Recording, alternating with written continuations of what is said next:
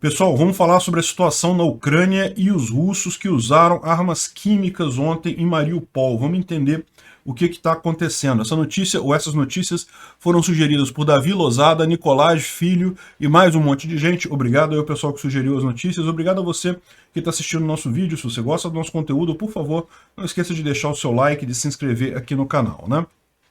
Pois bem, a grande novidade que a gente teve ontem no teatro de guerra lá na Ucrânia foi justamente o uso de armas químicas pelos russos contra os ucranianos. Vamos entender a situação aqui de Mariupol, né? Como vocês sabem, Mariupol é um caso meio que perdido para os ucranianos. Eles não têm muito como ganhar essa batalha, o máximo que eles podem fazer, e a gente vem falando isso desde o início, quando a cidade foi cercada pelos russos. O máximo que eles podem fazer é resistir o máximo de tempo possível e levar o máximo de russos possíveis com eles, né? É uma situação realmente muito complicada para o pessoal que está batalhando lá. E você tem aqui, principalmente, você tem forças regulares da Ucrânia e tem também o batalhão Azov, que é um batalhão que foi criado originalmente de forma externa ao exército ucraniano. Eram grupos de pessoas justamente dessa região de Mariupol e Kharkiv, toda essa região sul aqui, que é uma região que fala russo na Ucrânia, mas essas pessoas estavam absolutamente descontentes com a Rússia tentando dominar a região. Então eles criaram esse batalhão, era tipo uma milícia privada, para combater os russos, e conseguiram de fato impedir, tirar os russos de Mariupol na primeira invasão lá de 2014, quando os russos chegaram até aqui, chegaram até essa linha que está aqui do lado, mas não conseguiram tomar Mariupol devido à defesa feita pelo batalhão de Azov, né? Esse mesmo batalhão, que tem um monte de gente acusando de ser nazista e coisa e tal, não tem nada disso. Chamam de nazista por quê? Porque todo comunista diz que quem é contra ele é nazista. E como os russos foram chutados de Mariupol por esse batalhão, é lógico que os russos iriam dizer que é nazista. Não tem nada a ver. Ah, mas tem o símbolo, não sei o que lá. Esquece isso, é besteira. Eu fiz um vídeo explicando isso em detalhes lá no canal Visão Libertária, né? Enfim, o batalhão Azov depois passou a ser parte, virou regimento Azov dentro do exército ucraniano, e ele está defendendo essa área aqui, particularmente essa área da Azovstal, que é uma grande siderúrgica que tem aqui, uma empresa de aço, eu não sei se é uma siderúrgica, enfim, é uma grande indústria. E como os russos deveriam saber, né, dada a Batalha de Leningrado lá na Segunda Guerra, em que justamente eles estavam na posição contrária, é muito fácil você defender uma região industrial como essa e muito difícil para o atacante. Os russos estão perdendo muitas tropas nessa tentativa de conquistar essa região que está controlada pelo batalhão Azov. Então, segundo relatos do batalhão Azov, eles perceberam ontem um drone inimigo, um drone russo, jogando uma substância desconhecida e que causava problemas respiratórios, causava taquicardia, causava alguns problemas aqui nessa região, né? E várias pessoas morreram, tanto civis quanto militares, em função desse gás que foi solto. Segundo alguns especialistas, isso deve ser gás sarin, ou algum outro gás parecido, mas é lógico, fica aquela situação, está confirmado, não está confirmado, aconteceu mesmo? Bom, arma química tem uma característica que é a seguinte, é muito difícil você confirmar uma arma química, porque pensa bem, eles soltaram o gás lá na região, o gás se dispersou. Quem estava ali perto se contaminou e coisa e tal. As alternativas para você realmente investigar isso seria a necessidade de levar um corpo, tirar o corpo de uma pessoa para fora. Mesmo que a pessoa tenha morrido daquilo, dificilmente ficam traços claros sobre qual foi a substância usada no corpo da pessoa, né? Em algumas situações dá para saber sim, mas não é em todas, né? Apesar de ser difícil de confirmar, é uma coisa muito crítica esse uso de armas químicas. Basta lembrar que o próprio Estados Unidos, o próprio presidente Biden, ameaçou responder num nível alto se fosse usado arma química na Ucrânia. O que isso quer dizer, a gente não sabe, mas o fato é que há essa ameaça, né? Então é muito importante estabelecer se isso realmente aconteceu ou não. Mas como eu disse, isso é complicado. E tem gente falando, não, foi só munição que estourou perto e o soldado sentiu problema respiratório. Eu acho pouco provável isso, tá?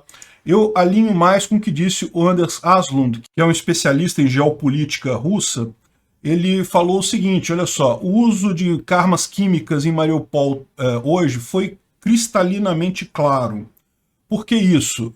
O general Dvornikov, que foi recentemente apontado como comandante das tropas na região, ele é conhecido por já ter usado essas armas na Síria. Então, ou seja, é um cara que já está acostumado com isso daí. Ele nunca foi punido por isso, mas ele usou.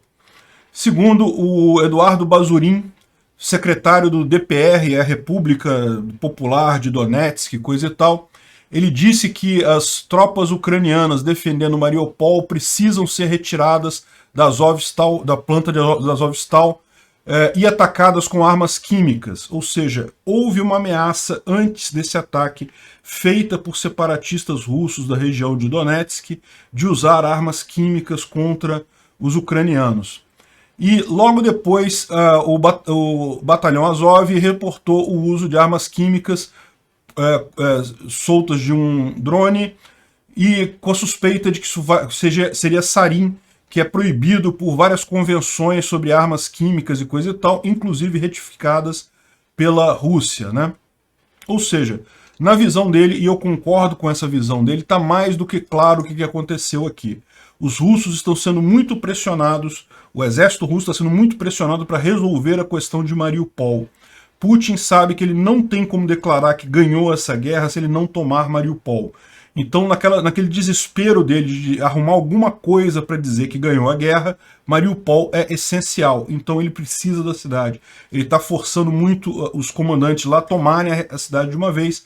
E, em última análise, o Dvornikov, que já está acostumado a usar substância química, e deve estar muito pressionado, porque nada anda, nada caminha lá na famosa, enorme ofensiva de Donbás, provavelmente ele recorreu à arma química, né? Justamente na expectativa, como eu disse, é algo difícil de provar que foi usado, mesmo que você pegue o corpo das pessoas que morreram, mesmo que vá uma equipe lá para buscar traços da substância, várias dessas substâncias elas são feitas na hora e tem uma validade muito rápida, elas acabam. Então faz todo sentido. Usaram sim armas químicas em Mariupol. A questão toda vai ficar muito mais nas mãos dos Estados Unidos dizer se eles querem acreditar nisso ou não. Evidência tem. O que está de informação aqui está mais do que claro de que foi isso mesmo que aconteceu. Vai ter mais evidência que isso? Provavelmente não. Então, a grande questão é o que os Estados Unidos vai fazer com isso. Eles provavelmente estão falando que tem que ter confirmação e coisa e tal, mas saber eles já sabem. Vamos ver o que vai vir daí, né? A questão toda Mariupol não está numa situação fácil, como eu falei para vocês. Embora o avanço russo esteja sendo muito lento, esteja sendo muito caro para os russos estão perdendo muitas pessoas lá, o fato é que eles devagarzinho estão invadindo a cidade, né? Como o pessoal costuma dizer aí, é uma guerra com carne, ou seja, a Rússia fez muito isso durante toda a sua história. Como ela tem uma população muito grande, tá morrendo não sei quantos mil russos por minuto lá naquele lugar, beleza, joga mais russo lá. Uma hora acaba a munição dele lá de tanto atirar em russo e aí ele acaba sendo dominado, né? É mais ou menos o que está acontecendo em Mariupol. Os russos estão perdendo um número enorme de tropas, mas não tem outra alternativa, continuam avançando, né? Bom, e como eu falei para vocês, eles conseguiram anteontem separar essas duas partes aqui.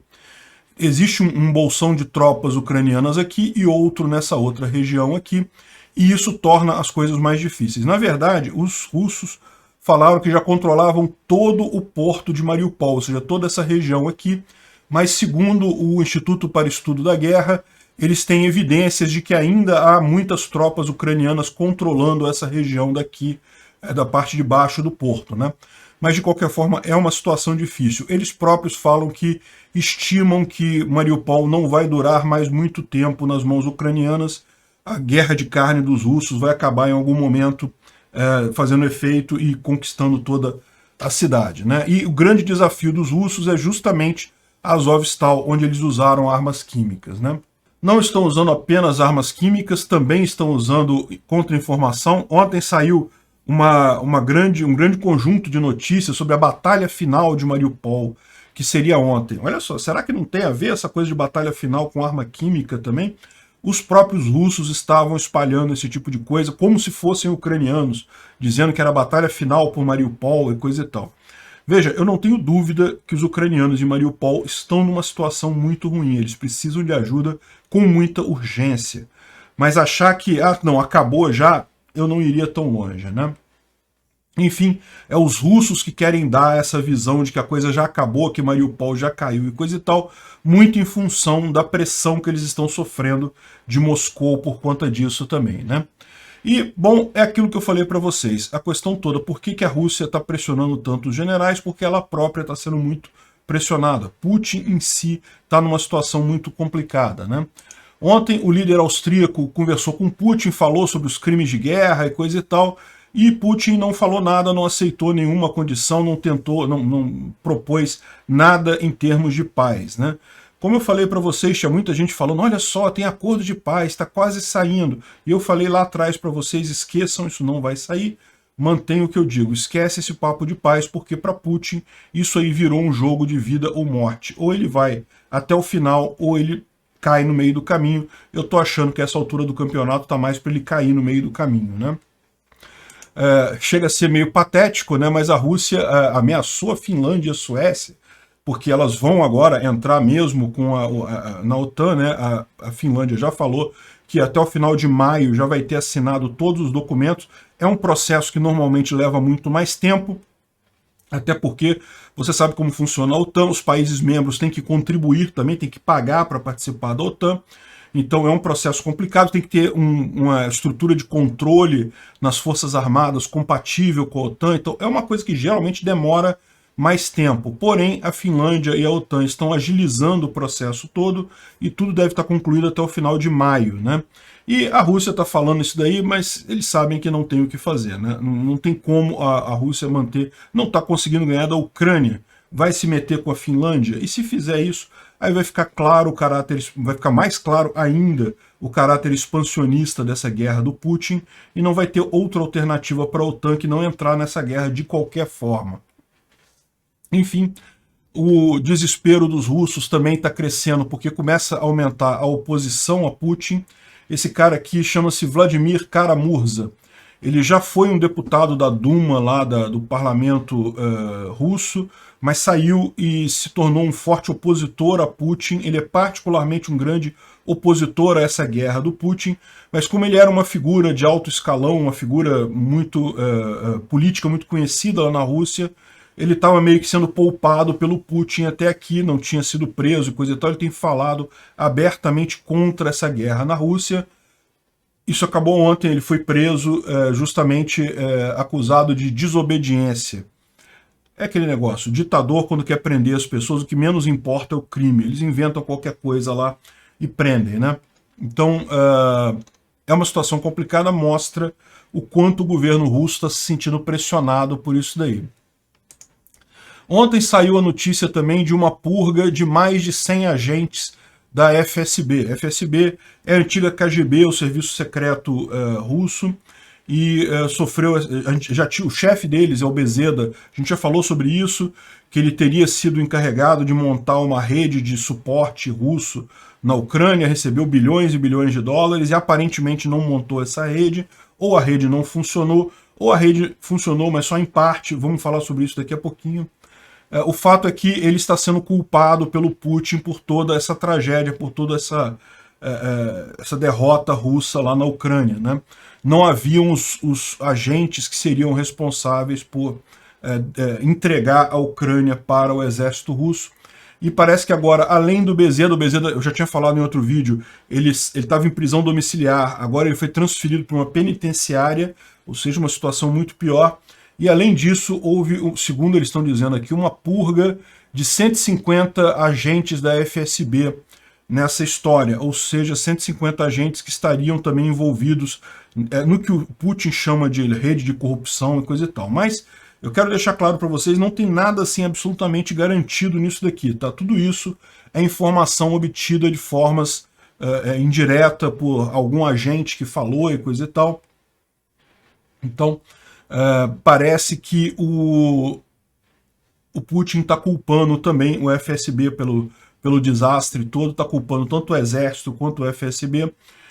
E isso aqui mostra o quanto ele está preocupado, né?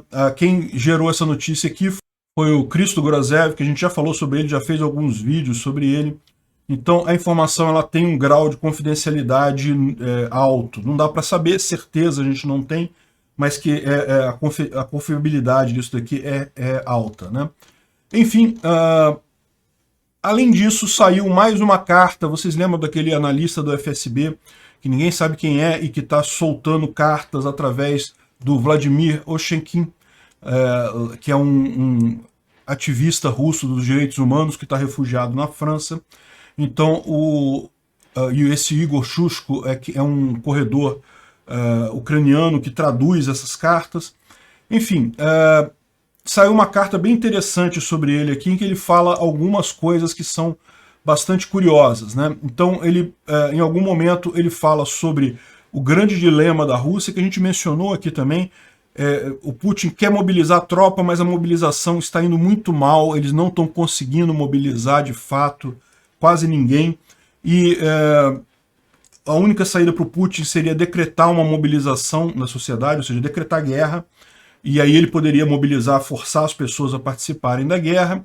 O problema é que a economia lá já está mal, a população já não está tão satisfeita assim, com uma decretação de uma guerra seria a pior situação de todas. E ainda acabaria com qualquer justificativa que a Rússia pudesse usar depois para tentar sair das sanções do resto do mundo, né? Além do que, segundo ele, muita gente no FSB e no próprio Exército está questionando a necessidade disso, porque no final das contas não se sabe se vai ter realmente a tal da guerra da carne, jogar mais gente lá, matar mais um monte de gente, será que vai fazer realmente diferença botar esse monte de russo lá na frente?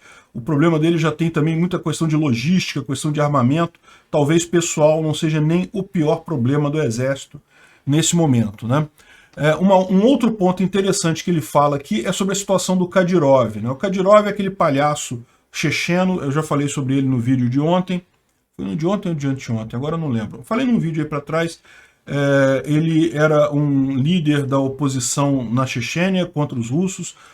O pai dele, na verdade, que era esse líder, e ele acabou virando para o lado dos russos na Segunda Guerra da Chechênia e virou o presidente da Chechênia. E aí o que acontece?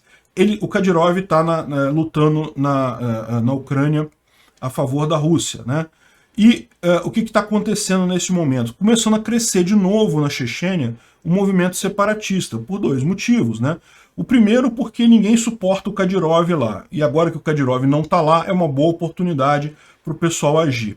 Segundo, que o pessoal está vendo que a Rússia não é essa potência toda em termos de armas convencionais, né, que o pessoal falava, né? Não, que a Rússia, segundo maior exército do mundo, não sei o que lá, mas está todo mundo vendo o fiasco que é o exército russo. Então está começando a crescer esse movimento na Chechênia. O pessoal está preocupado, por quê? Porque o Kadyrov agora está num dilema. Se ele sai da Ucrânia e volta para a Chechênia, ele vai ser uma espécie de derrota, né? Ele perdeu na Ucrânia. Então, é uma espécie de derrota para ele. Por outro lado, se ele continua na Ucrânia, cada vez mais está aumentando as tensões lá na Chechênia entre os separatistas anti-Kadyrov, né? Enfim, outra notícia interessante que ele colocou aqui é justamente sobre a ajuda do SBU de Kherson na tomada da cidade. A gente já falou sobre isso lá no início da guerra. Kherson foi a única cidade maior tomada pelos russos. Os ucranianos estão fazendo uma força consciente para retomar Kherson. É muito importante estrategicamente para os ucranianos, para os russos também, evidentemente. E a questão toda é a seguinte: como que os russos que não conseguiram tomar nenhuma outra cidade conseguiram tomar Kherson? E a resposta é que justamente haviam agentes russos infiltrados no SBU. O SBU é o Serviço Secreto Ucraniano, é o equivalente ao FSB russo. Mas pode dar a entender errado aqui no mundo ocidental, que pode parecer que não. Mas espera aí, o que tem o serviço secreto numa cidade? É porque, na verdade, na Rússia, na verdade, de todos os países da antiga União Soviética, as duas coisas meio que se confundem, a Polícia Federal e o Serviço Secreto. É quase que a mesma coisa. O FSB não é apenas o Serviço Secreto, ele também faz, às vezes, de Polícia Federal lá na Rússia, né? Da mesma forma, o SBU, que é o Serviço Secreto Ucraniano, também tem a polícia, é uma espécie de polícia federal da região ali. Então, o que aconteceu aqui foi justamente a ação desse agente russo dentro do SBU que permitiu a tomada de Kherson pelos russos. Esse pessoal já foi desligado, os ucranianos já demitiram eles, né, identificaram já, isso já tinha acontecido há algum tempo, mas agora a gente tem a confirmação aqui que foi exatamente isso, que foi o cara do SBU que conseguiu justamente garantir a ocupação de Kherson, né? E um último ponto que é importante, né? Parece que a Ucrânia, ou alguém dentro da Rússia apoiando a Ucrânia, destruiu uma ponte ferroviária na região de Belgorod. Tá vendo as fotos aqui? Ó? Olha o trilho aqui totalmente destruído da ponte. A ponte toda não caiu. Aqui não dá para saber se foi um míssil de longo alcance que atingiu, se foi explosivo colocado na região ali. Mas o fato é que isso daqui vai levar os russos algum tempo para consertar essa ferrovia. E você sabe, a logística russa depende muito de ferrovias, né? Se foi trabalho dos ucranianos, fizeram bem feito. É um alvo militar legítimo, a ferrovia, e isso certamente vai atrasar esse processo todo de abastecimento, de logística das tropas russas aqui. Pois é, vamos prestar atenção como é que vai evoluir a coisa aqui na região de Donbás, mas eu sinceramente estou mais curioso para ver nos próximos dias como que os Estados Unidos vai reagir à situação do uso de armas químicas em Mariupol. Obrigado por assistir o vídeo até o final. Além de curtir, compartilhar e se inscrever no canal, considere se tornar patrocinador com valores a partir de R$ 1,99. Clique no botão Seja Membro abaixo para saber as condições e vantagens de patrocinar o canal. Mais informações sobre o nosso projeto, visite nossos sites indicados na tela.